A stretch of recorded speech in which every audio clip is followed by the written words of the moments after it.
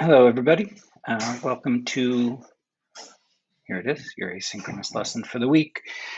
So we are going to talk about the Youth Revolt as our sort of general topic, more specifically within that, the New Left and the counterculture movement. To begin, we're going to step back to some of the stuff we talked about during our first lesson of the unit.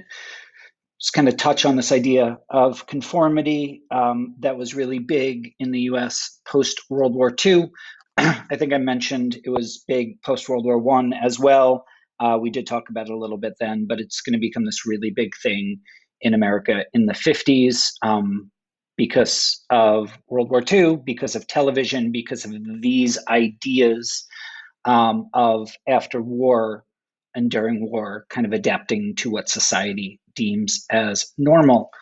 So people wanted to live up to the idea of the like all-American boy and girl.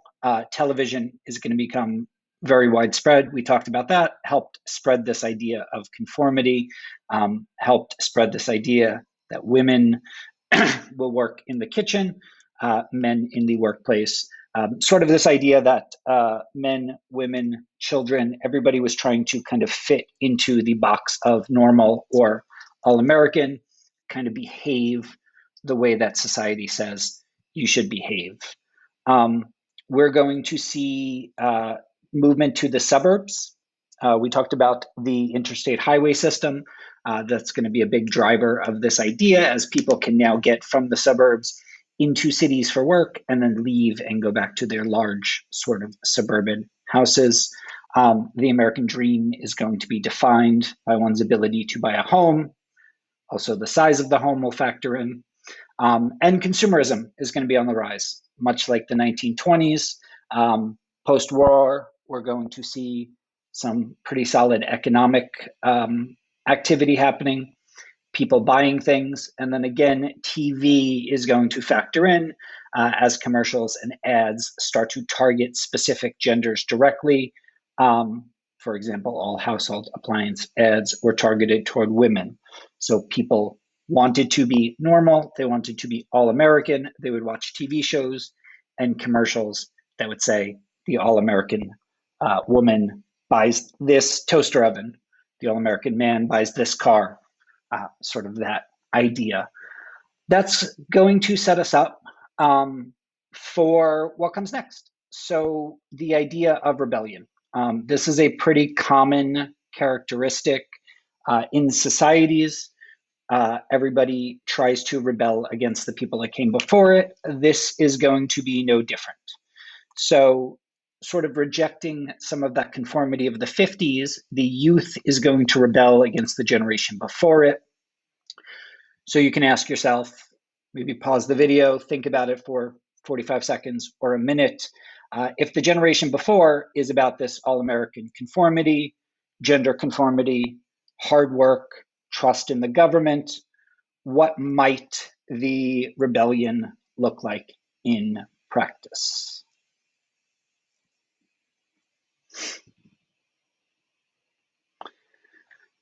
So what we get is what we call the youth revolt. There's going to be a generation gap between kids and parents, the widest in history. Older parents, younger children, that sort of thing. They're going to reject their parents' expectations and they're going to look to find personal fulfillment. We're also going to see the slide here says most educated generation, arguably the most educated generation in the history of the world, just because we have access to schooling and now we have money for people to go there. So 75% of people, of kids will graduate high school, 40% college. Then we'll move into our sort of two pieces of this youth revolt, the New Left and then the counterculture movement. There's some connections to current days that you can make as we go through it, some parallels you can draw if you so choose. So New Left looks somewhat similar to what the left looks like today. Civil rights, feminism, gay rights are going to rise up. Reforms of gender roles, abortion rights, these are all going to be sort of hallmarks of the New Left. Here's just sort of a map of politics. So the left, government, communism, labor, Democrats, the right, sort of Republican, conservative, nationalist. New left is going to be young, sort of Democrat-ish folks. Yeah. New left are going to primarily work to make changes within the system. They're going to promote participatory democracy, so it's going to be important for them that more people vote, direct involvement by the youth on political issues. So we'll see a lot of voter registration, and then within that, we'll see war protests, we'll see pushes to end racism and poverty. Importantly, I'll highlight this again, the new left is functioning within the system. They are trying to get people elected who believe the things that they do. They are trying to convince elected officials to support the things that they do, but they are sort of operating within the political system that exists. I say that to contrast it with the counterculture movement, the sort of hippie movement.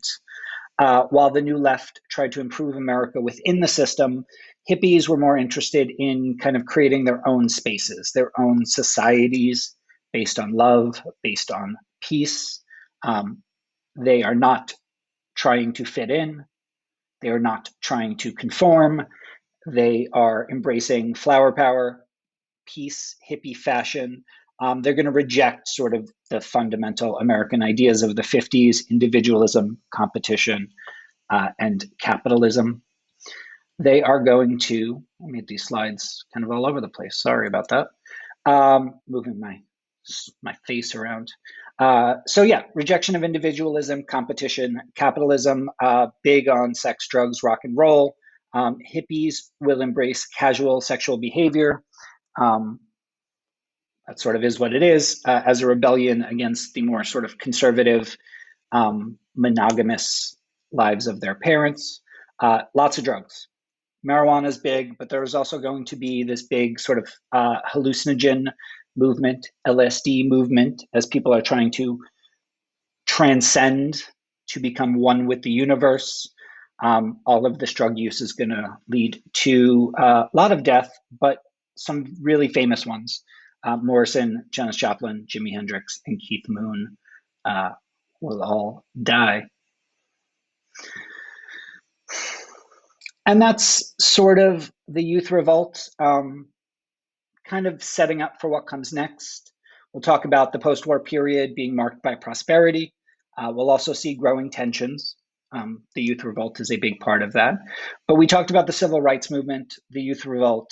We also have women's liberation, which we don't have enough time to really get into. Kind of fits within the themes of the civil rights movement and the youth revolt.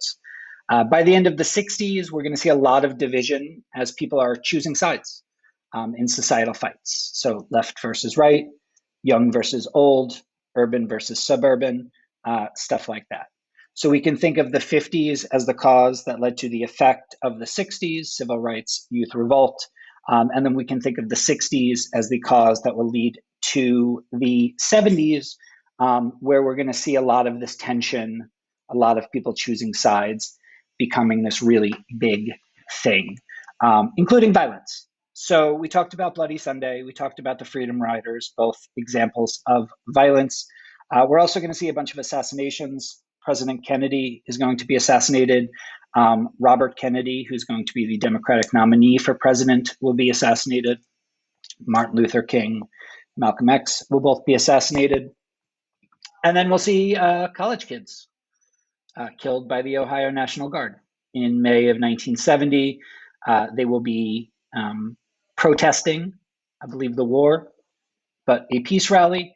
The Ohio National Guard will open fire, kill 4 students at Kent State University, just to kind of shift us into what comes next, the 1970s. So that's it.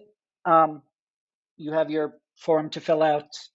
Just wanted to give you an overview of the youth revolt before we move into the 70s, which is going to get tense.